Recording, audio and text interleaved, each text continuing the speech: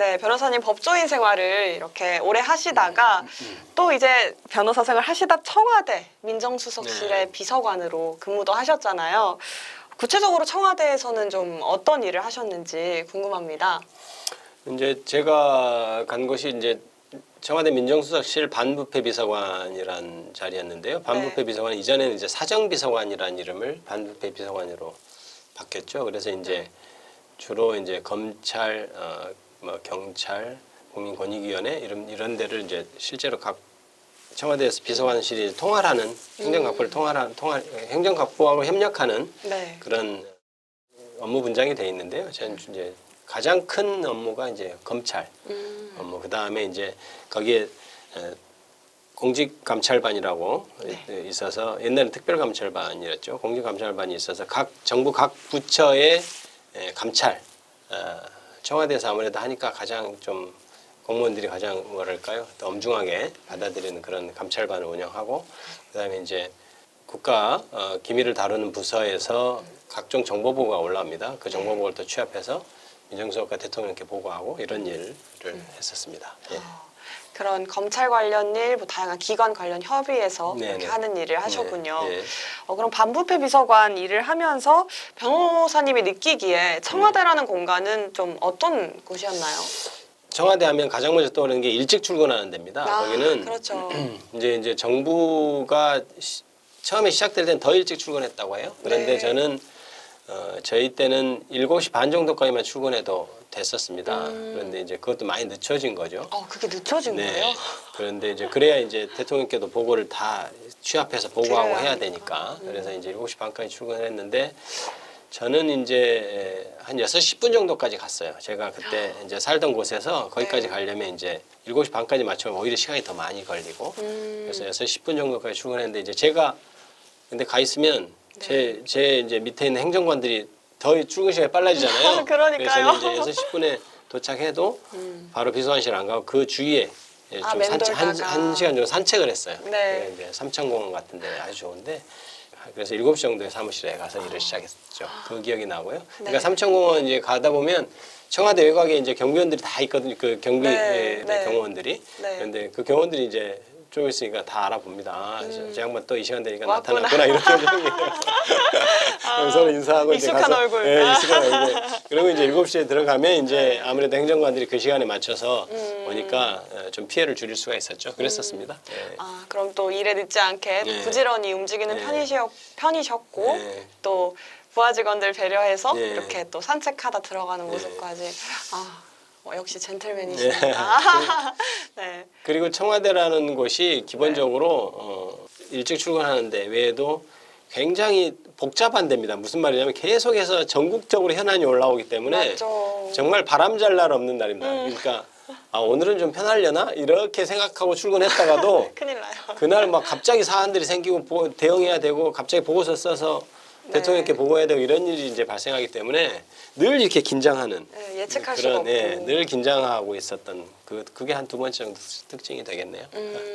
그러면은 또 늘 부담감은 안고 일해야 했던 곳이기도 그렇습니다. 했겠네요. 네, 대통령께서 외국 순방 가면 좀 나아요. 그렇군요. 또.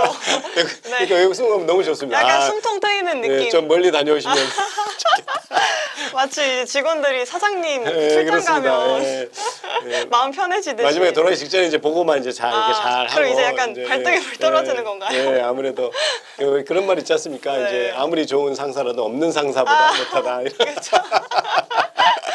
또 유머 감각까지 또. 순방 가신 날 외에는 대부분 굉장히 긴장하고 살아야 되는 그런. 좋은 상사도 상사는 상사니까요.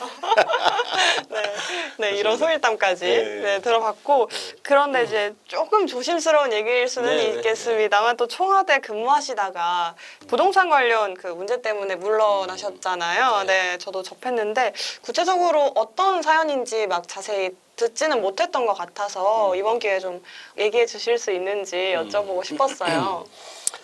글쎄요, 이제 원래 이제 그 사건이 스토리부터 얘기하자면 조금 흥미로울까요? 그런데 뭐냐면 그날이 금요일입니다. 금요일인데 검찰 인사 그때 제가 이제 주무였으니까 검찰 인사 발표를 하고 있는데 좀 있다가 모 신문사 기자가 전화를 했어요. 그래서 비서관님 뭐 좀 물어볼 게 있다 그러면 저희는 이제 원래부터 대검 때부터 기자분들을 응대하는 방식이 자세한 건 말씀은 어디로 문의하십시오 이렇게 하지 네. 무슨 일입니까? 그렇게 물어보기 시작하면 계속 대답을 해야 되잖아요. 그렇죠. 그러니까 그래서 그렇게 해서 끊었는데 나중에 소통수석실에 문의하라고 했더니 소통수석실에 전화가 왔어요. 그래서 이제 오늘 24시에 지금 관보에 당신 재산 등록에 실리는데 그거 관련해서 뭔가를 물어본다. 그래서 이런 몇 가지 물어보는데 이거에 대해 답을 주라. 그래서 제가 이건 이렇고요, 저건 저렇고 이렇게 답변을 줬어요. 네. 그런데 그날 9시 뉴스인가 뭐부터 제 기사가 나왔죠. 이제 부동산을 투기했다 이렇게 되고 그리고 이제 그 다음날 토요일 아침에 다른 무슨 일간지에서 또 제 관련된 뭐 다른 또 종류의 기사가 또 나오고 맞아요. 그랬던 걸로 그랬었죠. 그래서 이제 아마 그 토요일 날 이제 아침에 그랬고 그랬더니 이제 진짜 뭐 시쳇말로 난리가 났죠. 그래서 토요일 날 저녁에 일요일 날 이제 아침 8시까지 좀 보자. 비서관들 모여서 보자. 그렇게 해서 8시에 회의를 했습니다. 청와대 민정수석실에서 회의를 했고 그런데 아까 제가 막 해명을 해도 결국 그 기사는 좀 안 실어주더라고요. 이렇게 좀 답변한 것은 안 실어주고 그래서 이제 어찌됐든 회의를 하는데 이제 각 비서관들이 이제 모여 있는 자리에서 어떻게 된 것이냐라고 이제 서로 얘기를 해보자. 그래서 제가 한 30분 정도 설명했어요. 이렇게 됐고 저렇게 됐고 이렇게 됐다. 근데 이게 내가 공직기강에 공직비서관실에 그때 검증할 때 그대로 했던 얘기하고 똑같지 않냐. 그런데 나는 그만두겠다 여기서. 왜냐하면 이미 지금 전국이 대선 전국으로 들어갔다. 1년 대선이 1년 정도 안 남은 시점에서 언론이나 다른 사람들은 별로 이 진실에 관심이 없는 것 같다. 단지 지금 나를 타겟으로 해서 이렇게 흠집을 내야 결국 대선에서 승리할 수 있다고 믿는 것 같기 때문에 이거 내가 아무리 아니라고 해봐야 해명하는 기사도 안 실어주고 뭐 내 사돈의 팔촌까지 다 탈탈탈 털어서 어떻게든 이렇게 뭔가를 이렇게 그런 것처럼 만들 것 아니냐. 그럼 오히려 계속해서 대통령께 누만 된다. 나야 뭐 버틸 수 있겠지만 대통령이나 아니면 이제 내가 지지하는 어떤 정치 세력이나가 견뎌낼 수 있겠느냐. 차라리 내가 그만두는 것이 더 낫겠다 이렇게 생각해서 제가 그날 민정수석께 보고를 했죠. 그랬더니 이제 민정수석 고심하시다가 대통령께 제가 하고 그날 바로 그러니까 사표를 쓰고 나왔죠. 그러니까 제가 금요일 날 퇴근할 때는 제가 월요일 다시 출근할 걸로 생각을 하고 나왔어요. 아무 일이 없을. 예, 그런데 일요일 날 짐을 싸서 나온 거예요. 그래서 이제 재밌는 거는 그 다음 날 월요일이잖아요. 이제 나 이제 그만뒀잖아요. 월요일 그만뒀어요. 그래서 월요일 아침에 또 이제 그 시간에 원래라면 출근해야 되죠. 근데 보통 원래 그 청와대 가기 전에 그 시간에 제가 테니스를 제가 좋아합니다. 테니스를 새벽 6시부터 치는데 테니스 치러 갔습니다. 월요일 날. 그랬더니 테니스장에 있던 사람들이 저 뭐야? 왜 나타났어? 약간 이런. 놀라시네. 네, 그래서 테니스만 2시간 치고 왔던 기억이 있습니다. 네. 테니스를 치러 간 것은 저는 사실은 아무렇지도 않다고 표현 그렇고 진실이 아닌 것에 대해서 공격받는 것은 큰 데미지를 주지 않았다 이런 거고요. 네, 그렇습니다. 네. 이렇게 또 물러나시게 된 경위나 어떤 과정 설명해 주셨는데 구체적으로 뭐 이 의혹 관련해서 뭐 투기다 어떻다 하는 그런 말들도 나오기는 했잖아요. 변호사님이 어떤 내용이었는지 좀 구체적으로 말을 해주시면 좋을 것 같아요. 네. 그때 제기된 의혹이 두 가지였죠. 하나는 제가 경기도 광주에 맹지를 소유하고 있는데 그게 무슨 개발 관련해서 부동산 투기한 것 아니냐. 그게 첫 번째였고 두 번째는 마곡에 상가가 있는데 영끌해서 대출을 너무 많이 일으키기 위해서 산 것 아니냐. 이제 이 두 가지였죠. 그런데 이제 첫 번째 경기도 광주 땅을 이제 제 명의로 되게 된 것은 제가 가까운 A 씨라고 하죠. A 씨라는 사람이 있는데 이 A 씨가 저 B 씨라고 하면 그 B 씨한테 이 땅과 관련해서 돈을 계속 아마 물려 들어갔던 것 같아요. 이 땅을 이제 B 씨한테 계속 돈을 물려 들어갔는데 결국 B 씨가 이 땅을 포기하고 이 땅이 경매로 넘어와 버렸어요. 그러니까 A 씨는 이 B 씨한테 자기 있는 돈 없는 돈 다 그리고 다른 사람한테까지 돈을 빌려서 다 B 씨한테 돈을 줬는데 이제 이대로 되면 자기가 이 땅을 경매를 못 받으면 민사적으로도 돈도 없게 되고 그다음에 형사적으로 고소당해서 감옥에 가게 생긴 거예요. 그래서 A 씨가 저한테 와서 저하고 가까운 사람이에요. 와서 내가 지금 경매를 안 받으면 내가 길거리에 나앉게 생겼다.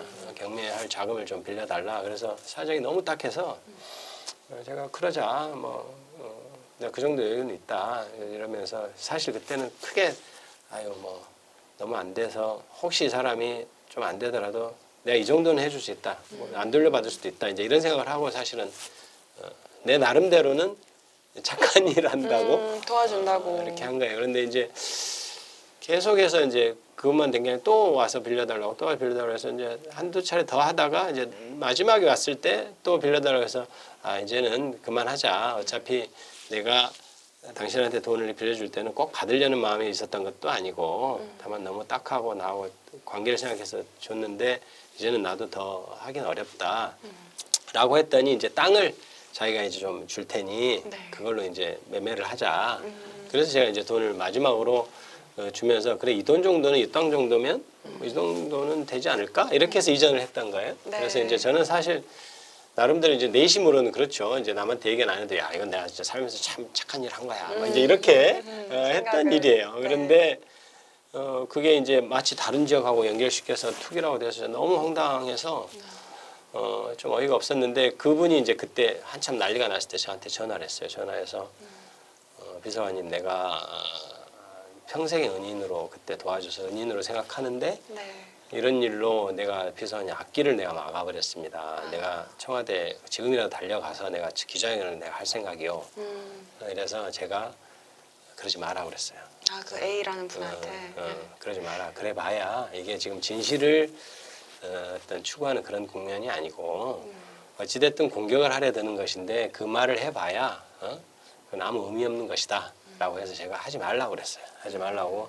내가 그만둬야 끝나는 일이다 이것은. 네. 이렇게 했고요. 근데 두 번째는 이제 마곡 상가 같은 경우는 사실 저도 변호사하면서 돈을 벌면서 조금이라도 매월 어느 정도 수익이라도 나면 내가 이제 변호사 일의 업무를 전념하지 않고 다른 일 좀 좋은 일도 하고 할 수 있지 않을까 이렇게 해서 사실은 이제 상가 하나 샀는데 그게 이제 대출이 좀 너무 많았죠. 그래서 제가 아 이게 내가 내 돈으로 다 샀어야 됐는데 약간 자조적으로 그렇게 생각을 했었죠. 근데 그때만 해도 상가가 그 정도 대출이 다 가능했고 그렇죠. 대출 오히려 좀 받아가라 막 이렇게 하던 시기였어요. 시기였죠. 그리고 오히려 그 대출 이자 갚느라고 굉장히 고생했어요. 처음에 상가도 잘 안 나가가지고 그래서 그렇군요. 이제 어찌 됐든 그래도 저는 어떻게 생각하느냐 뭐 공무원이 뭐 합법 불법으로만 굳이 따질 거 아니고 내가 정말로 공직을 맡게 된다면 조금이라도 의심받는 것은 안 해야 되겠다. 물론 이건 한치의 저는 사실은 아이들한테 부끄러운 일을 한 적은 없어요. 그래서 이제 그렇게 생각을 했던 계기가 됐고요. 다만 그게 이제 제일 괴로웠던 것은 이제 시민단체에서 고발을 했습니다. 고발을 해서 수사를 받았어요. 그래서 수사를 받았는데 저야 뭐 그때 이제 어땠냐면 네. 저희 주변에 이제 변호사들이 많을 것 아니에요. 그러니까요. 야 그러다가 큰일 나. 이제 네 사건인 중이 재물을 못 갚으니까 너도 변호사를 선임해. 김앤장 뭐 이런 데를 선임해가지고 그래서 제가 그랬어요. 아니 이게 변호사 선임할 일이냐. 나 있는 그대로 얘기하고 만약에 그거 그대로 평가받으면 난 아무 문제 없다고 생각해. 그래서 제가 혼자가 조사를 받았어요. 혼자 조사를 받았는데 그건 괜찮은데 저희 집사람까지 고발이 되는 거예요. 그랬나요? 저희 집사람도 이제 오라고 하니까 제가 얼마나 미안해요. 저는 저야 뭐 가능한데 그래서 또 마음 쓰이니까요. 네, 그래서 어떻게 할까 좀 변호사라도 어떻게 해서 같이 가 이랬더니 저희 집사람이 오히려 그럴 때는 아까 그 저기 특전사 때 그냥 임대료 얘기하면 되는 거 아니야? 갔어요. 그렇죠. 그래서 역시 또 그래서 갔고 그래서 이제 경찰과 검찰에서 쭉 수사를 다 했죠. 계산축 다 하고 네. 다 했는데 결국 무혐의가 났죠. 네, 무혐의 났군요. 네, 그래서 제가 그날 이랬어요. 이제 수사 받으러 갔는데 네. 담당 경찰관이 이제 네. 수사를 하는데 이럴 거 아니에요. 맞은편 앉아 있는 제가 네. 특수수사검사 특수에 이골이 난 사람 아니 조사에만 그러니까 자기가 조사에 좀 쑥스러웠나 봐. 그래서 아니 조사 이렇게 많이 하시다 이렇게 받으시면 심정이 어떠세요? 그래서 약간 좀 어이도 없고. 네. 약간 황당하고. 아 솔직히 괴롭지 뭘 물어봐 이제 이런 생각이 드는데 그래도 이제 별 말은 안 해서 이제 그런데 제가 그분한테 그랬어요. 내가 사실은 경기도 광주 땅은 내가 정말로 평생에 내가 참 좋은 일 했다고 한 일이다.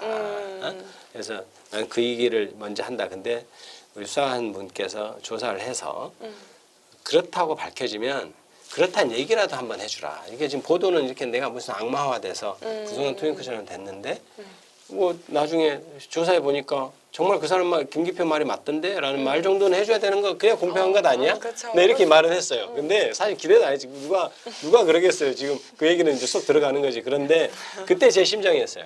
그래 조사는 철저히 하고 만약에 정말 내 말이 맞으면 내 말이 맞다고 한마디라도 좀 써주라. 이제 이렇게 제가 얘기를 했는데 결국 안 했죠. 보도를 안 냈는데 이제 결국 이제 무혐의가 나고 결국 언론에 나긴 났습니다. 네. 어떤 기자가 알게 돼서 이제 기사가 몇 개 났는데 이제 그거는 뭐 거의 검색해야 뭐 나올 정도의 기사지. 그러니까요. 저도 그러면 그 정도 여쭤보고 떠들썩하게 해야 되는 것 아닌가 생각하는데 뭐 세상은 원래 그렇지 않다는 걸 잘 알고 있기 때문에. 이제부터라도 좀 알리고 다니셔야 될 것 같은데. 지금부터 알리겠습니다. 네, 제가. 네. 뭐, 그것도 알리셔야죠. 아, 네, 예, 그렇습니다. 그런 에피소드. 이런 비하인드까지. 예. 네. 아, 저희 들어봤습니다. 집사람의 그 강다 있는 면을 봤습니다, 제가. 역시 또 사모님도 중요하실 때 이렇게 예, 낙하산 탈 때도 아무 뭐 가면. 중요하실 때 이렇게 중요한 네, 한마디씩 그렇습니다. 툭툭. 네, 이렇게까지 네. 에피소드 들어봤습니다. 예.